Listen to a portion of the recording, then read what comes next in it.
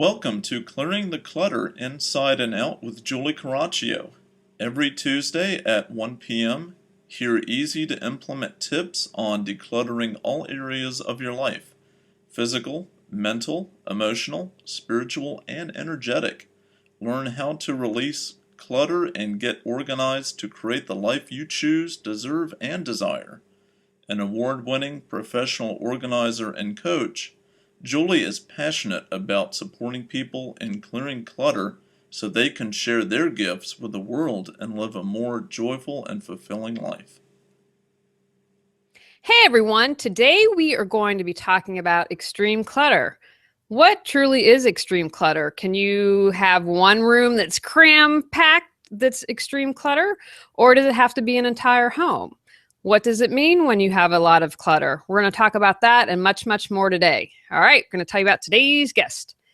Rachel Seavey is a professional organizer with a passion for helping those with hoarding disorder and chronic disorganization. In her work as a professional organizer, she helps others shed their emotional and physical clutter, regaining control of their environment and working toward the life they want. Rachel enhances her organizing sessions with the power of affirmations and aromatherapy.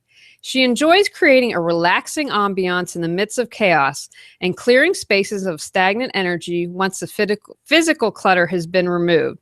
Rachel is a single mom to a 7-year-old wonder and loves her 2 dogs and bearded dragon. Welcome, Rachel. Hey, Julie. Thanks for having me on the show. Well, I'm excited because I know I'm going to be learning a lot today. I don't work with hoarders, and so I'm always curious and want to learn more. Tell me, what do you mean by extreme clutter? Extreme clutter is when you have areas of the home that you cannot access, rooms that you can't get into, possibly for years, sometimes longer than that, decades, and rooms just aren't able to be used for what they're intended to be. Meals aren't being prepared, bathrooms aren't being used. It gets pretty makeshift sometimes when there's extreme clutter. So would you consider, because to me, as you're talking, what pops into my head or maybe the attic. I have friends who are like, I don't know what to do with it. My hairdresser says this all the time. I just put it up in the attic and don't deal with it. And so her attic is crammed full, but the rest of the house is fine. Absolutely. You can have extreme clutter in one area only. But if you're not able to use that room and walk through the space and be able to move through the space or have any sort of emergency vehicles or stretchers come through, then you should really clear it out because it is pretty extreme. So I'm going to guess that now that I understand the correct definition of extreme clutter, it's probably more common than we think. It really is. It really is. Now, would you consider extreme clutter the same as hoarding? Can you, if you're a hoarder, do you have extreme clutter? But if you have extreme clutter, are you a hoarder? Well, if you're a hoarder, you do have extreme clutter. But if you have extreme clutter, you could also not be a hoarder. Sometimes extreme clutter is because somebody has become physically or mentally unable to do tasks of taking care of themselves and their pets and their homes. And so extreme clutter happens because they can't even move the boxes or put their groceries away or take out their trash. A lot of the times I work with senior citizens who have dementia or Parkinson's or something on set that's going on that maybe nobody else knows about. And it's a while before friends and family go into their homes and see just how extremely cluttered it is. Okay, so that's interesting because I would think I had a grandmother that had Alzheimer's, and that wasn't her issue, but I saw other things that happened to her, and she just wasn't able to take care of herself. I work with that a lot, and a lot of the times people don't even ask for help. Either they don't know how dangerous their situation is, or they're just embarrassed, or they don't want to ask people and be a burden on their friends and family. So they start making use of rooms in different ways. I have a lot of clients that don't have working bathrooms. Just a simple leak And being embarrassed of the clutter has turned into pipes breaking, and now they're not able to use their bathroom properly. So they're either driving to places to shower and use the bathroom, or they're just using baby wipes, or they're doing nothing at all. But something just as simple as a small leak inside of extreme clutter can really send things downhill. So I'm curious, is there what I would call an official definition of extreme clutter? For instance, if it's 16 inches out from the wall. I mean, I think you gave a really great, simple definition. If you can't use the room for what it's intended, you can't use the bathroom to take a bath or use the bathroom. That to me is a pretty good definition, but I know that you specialize in chronic disorganization and hoarding. So is there an official definition? I don't know if there's an official definition of extreme clutter, but there is of hoarding. And most of my clients aren't technically hoarders. Hoarders have a very strong attachment to their items, and letting them go is incredibly hard for them. Whereas somebody with extreme clutter that mentally or physically can't take care of themselves, they might not even care, and they might want to be trying to get this stuff out and have no attachment to it. They just physically or mentally can't. So hoarding is a true attachment to items that people might consider trash, and then spaces aren't able to be used properly. So they kind of intermix a little bit, but to be a true hoarder, you have to have that attachment to your items. And actually, a lot of my clients don't have that attachment. They just physically can't move the stuff, and then they become overwhelmed.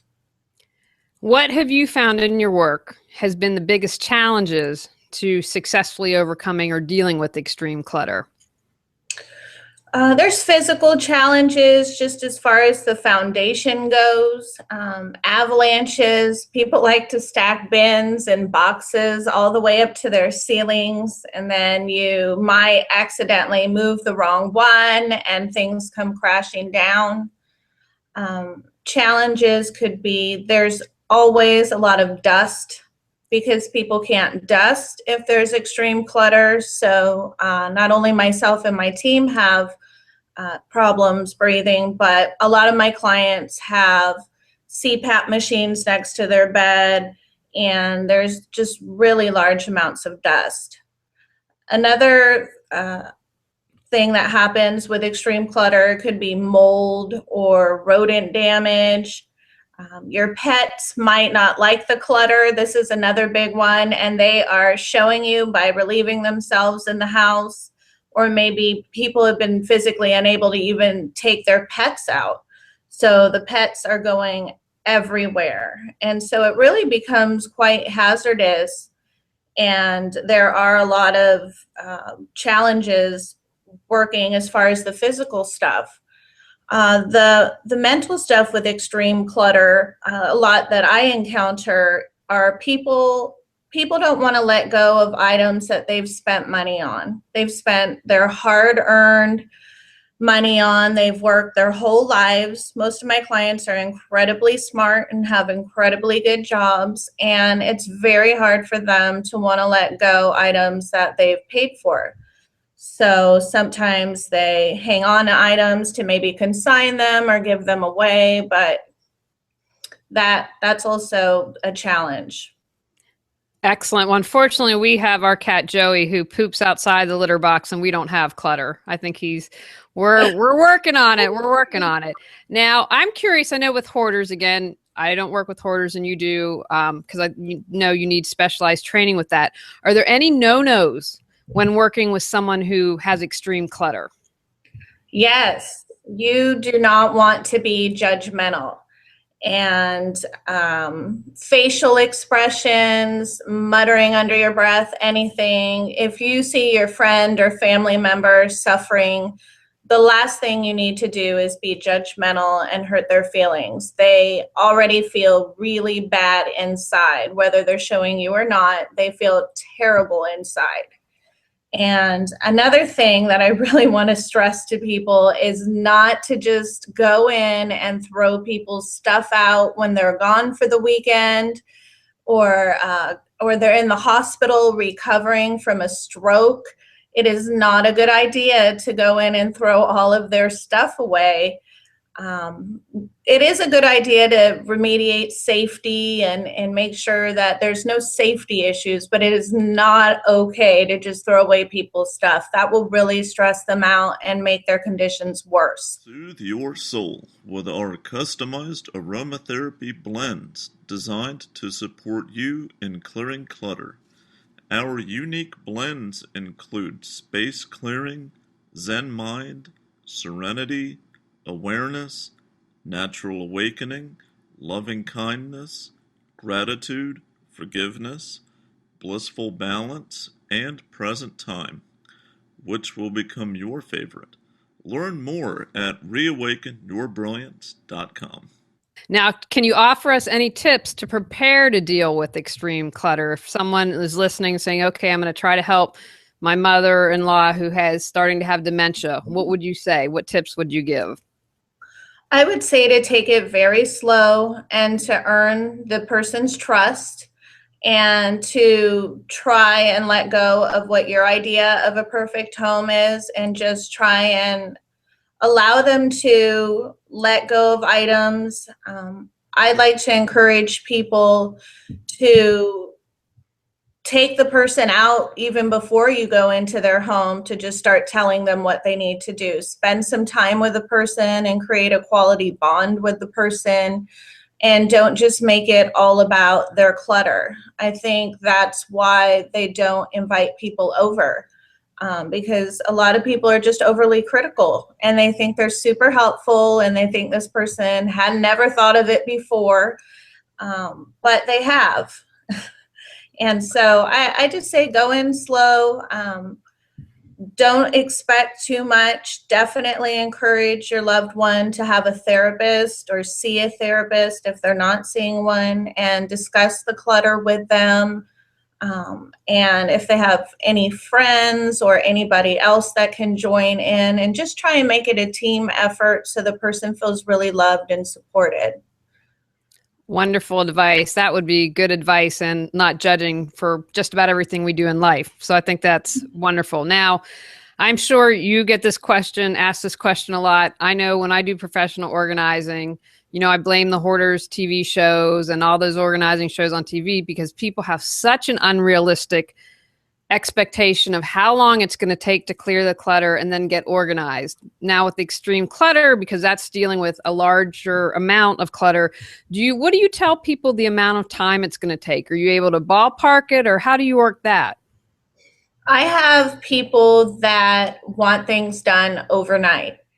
And because I have a team and we're all very skilled, we can get that kind of a project done. And that's not the kind of project I recommend for someone with extreme clutter. The slower you go through it, I think that the person should go through every single item, and make a decision on whether they like the item, whether they want to use the item, probably the same advice that you give your clients. And what we usually do when there's a large amount of items is we keep an ongoing list, and it gets really detailed. I think that when you come down with a plan with your client or with your friend or family member that says, hey, maybe on Tuesdays for the next 6 months, we'll work together. I usually like to work with people for at least 6 months to a year that have extreme clutter. That's usually not what they want to hear at first. A lot of people have realistic expectations. They say, oh my gosh, can you do this? And I say, yes, we can. But it's going to come back because we've only fixed the clutter. We haven't helped you at all, and you're the one who's cluttering. So we're just getting better at organizing, and we're not really helping you. And so I try and allow my clients to make a healthy decision for themselves. If they really want to work on themselves, They should be working with a therapist at the same time. They should be working on their diet and exercise at the same time. They should really just take it slow and take it one day at a time and not criticize themselves. We do, as I said, do the overnight kind of thing. Sometimes people are in distress and they need a lot of items removed quickly. Maybe they're being evicted or leaving for a long time. So we do pick people up very quickly, but the best solution is for people to take it one day at a time and let the process just feel good to them. Wonderful. Now, I'm a big fan of being green, being eco-friendly, but I also know that isn't always possible. So do you have any tips in ways that you're eco-friendly when doing an extreme clutter or guidelines to know when's it time to throw something out? That's a really good question. And especially living and working in the San Francisco Bay Area, I do have a lot of clients that are very economically conscious and environmentally conscious, and they just want to leave as small a footprint as they can. And sometimes it holds them back. So what I like to do, number one, is donate. Anything that we can donate, we encourage to donate. A lot of the times, if people have a cause that's close to them and it's close in the area, we will take it to that cause and bring them their receipt back. That's the number one tip I have. Paper is a huge source of extreme clutter. Books, we always try and donate to the library. Magazines and junk mail, you can easily recycle. And we just pull up their recycling bin to where we're going through the mail and just fill it up. And that's actually what I encourage people to do while they're going through their mail themselves, is to recycle anything that doesn't have any personal information. And it's amazing how much recycling you can come up with when there's an extreme clutter situation. I believe that. Now, have you found that there's a certain mindset or emotional or mental clutter with someone who is an extreme clutterer? I would say there is a definite waste not, want not mindset. I feel like a lot of my clients are so concerned with the environment that they're saving every butter container, every Tupperware that comes with sandwich meat, just everything, so they don't have to go out and buy it again. But it's just overflowing and it's taking over their homes. I don't know about other parts in the country, but in the Bay Area, a lot of my jobs are taking recycling to the recycling center for people because they want to have money. They pay you for recycling, or they just want them recycled. And it means so much to them. And when it's 30% of the clutter, it's like, okay, we'll just take it for you. And we've taken, 20 garbage bags of cans before for people and brought back the money. And whatever you can do to help out is the best thing. Wonderful. Now, I'm thinking that you said it was interesting. I didn't know at the beginning of the interview that a main difference between hoarders is, there's an emotional attachment to keeping something and they want to do that. I would still think, though, with an extreme clutterer, what advice would you have that there would still be some emotions going on? And if someone were to say, go work with a loved one, first of all, I would think it being the loved one, I've been in that situation where, we had a family member who was hoarding and we didn't know it. And it hurt me.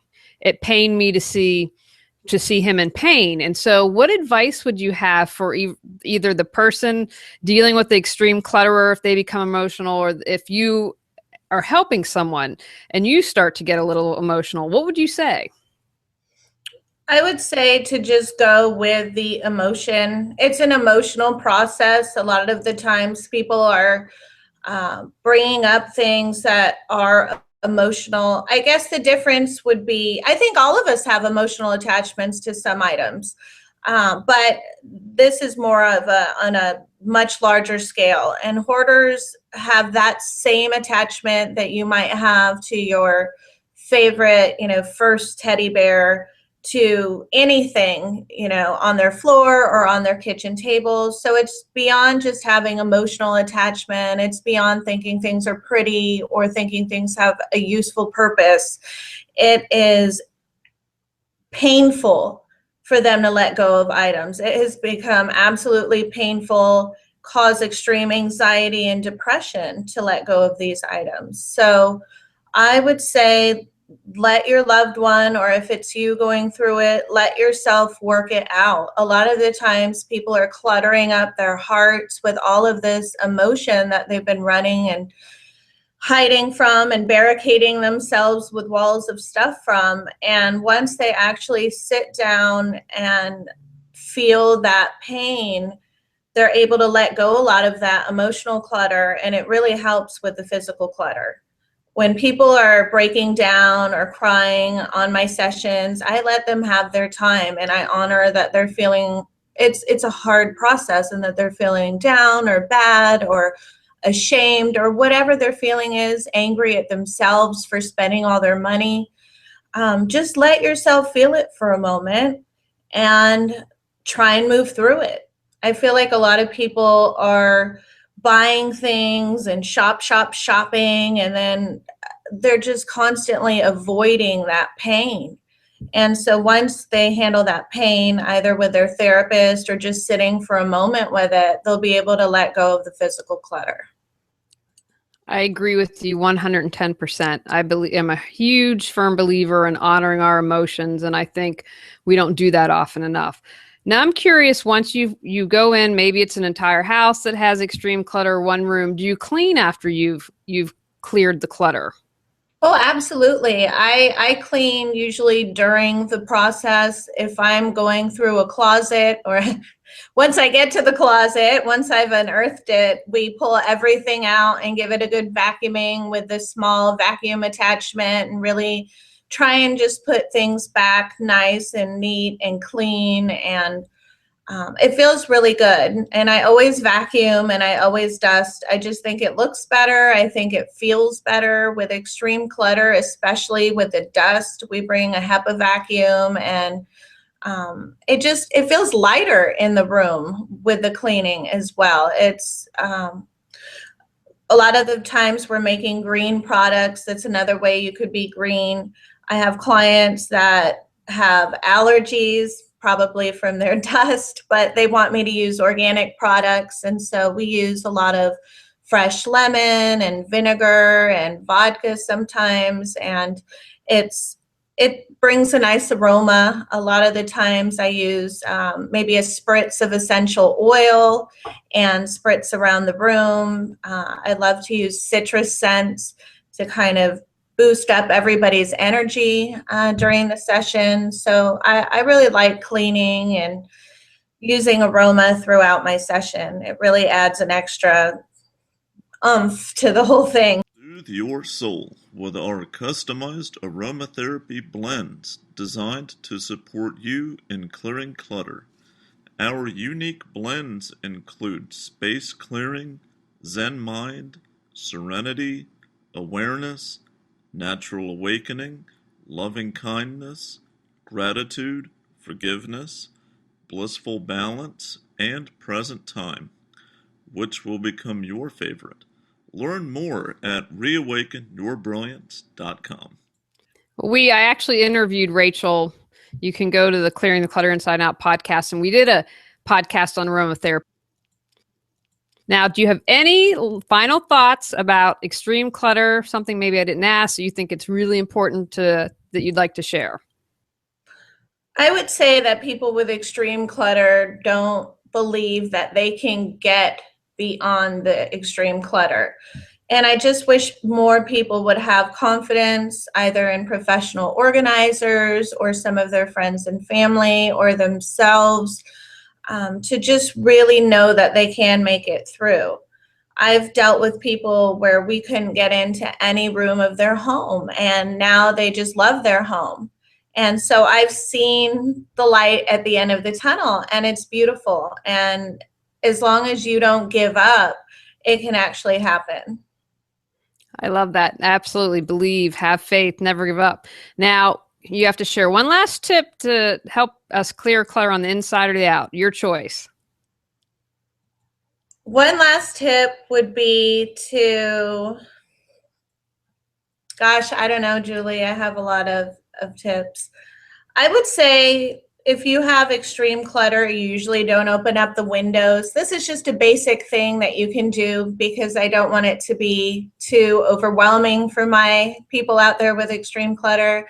It's just open up the windows and get some fresh air going through your home. I can't believe how many windows that I've personally opened that haven't been open in 10 or 20 years. And if you don't want anyone to see in your home, do it late at night, just for a little while. It's just so stagnant, and the energy becomes so stagnant in the home. Just opening up the windows and getting a little bit of crosswind in there can really help move some stuff out of there.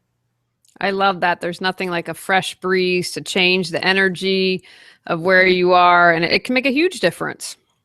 It really can. It really can. And I also tell people that when they're decluttering, always make sure you have water and any sort of heating pad or ibuprofen or whatever you need. It sounds really basic, and people always blow me off when I tell them. But the next day they go, oh my gosh, I should have listened to you, because extreme clutter is heavy and you're bending and lifting and sorting and twisting, and you could really be sore the next day if you don't take good care of yourself. Excellent tip. Now, Rachel, I know you're going to be joining us in the land of podcasting. So please tell people about that, your website, any other good stuff that you'd like to share with people. I am super excited about my podcast. It's going to be giving information and tips and hacks for people with extreme clutter, people who hoard, people who just shop a lot and don't know why. It's going to include interviews with experts. I have clients now that want to be interviewed. And I just think it's going to be really awesome. I think it'll help people understand that there are a lot of people out there suffering with clutter. And it doesn't even have to be an entire room full of clutter. It could just be extreme to you. Sometimes people's levels of extreme are completely different. Some people are completely overwhelmed with just a small amount of items. So it's really geared to people who are overwhelmed with clutter. My website has all of my services on there, where I offer consultations with clients in home. I travel, I do Skype, or I can do Google Hangouts, whatever's good for people. And I also counsel and consult with friends and family members of people who have loved ones who hoard, because the majority of people that call me are actually friends and family. And so I try and help them come up with a good plan for their loved ones so that they can help in the best possible way. So Rachel, Hoarganize, which is your podcast, it will have a link on your website, which is collectorcare.com. That is correct. Hoarganize, and it'll be on collectorcare.com. That's a hard one. Hoarganize. I haven't quite gotten that down, but you have links, and on collectorcare.com, people will be able to find out how to access it and listen. Oh, absolutely. Definitely. Well, thank you. This was extremely informative. I wish that I would have known you a couple years ago, because again, I don't work with extreme clutter or hoarders, and we needed a family member that needed some help. So I'm excited, because unfortunately it wasn't handled properly. So I know that it's going to come up again, that you would be a great resource, because you're someone I would have contacted and said, okay, I need a game plan. Give me some guidelines here to be able to do it. So I think that's a wonderful service that you offer. Thank you. All right, everyone. Thanks to Rachel. You got some good information today on extreme clutter. So go out, clear some clutter to create the life you choose, deserve, and desire. Thanks for listening to Clearing the Clutter Inside and Out. Sign up for our newsletter and receive a free copy of our 10 clutter-free living tips. Ready to create the life you choose, deserve, and desire? Learn about Julie's services, including coaching, classes, affirmations, aromatherapy, and her unique How to Declutter Your Life course and more at reawakenyourbrilliance.com. Don't forget to subscribe and join us next Tuesday at 1 p.m. Remember, the journey of 1,000 miles begins with one step.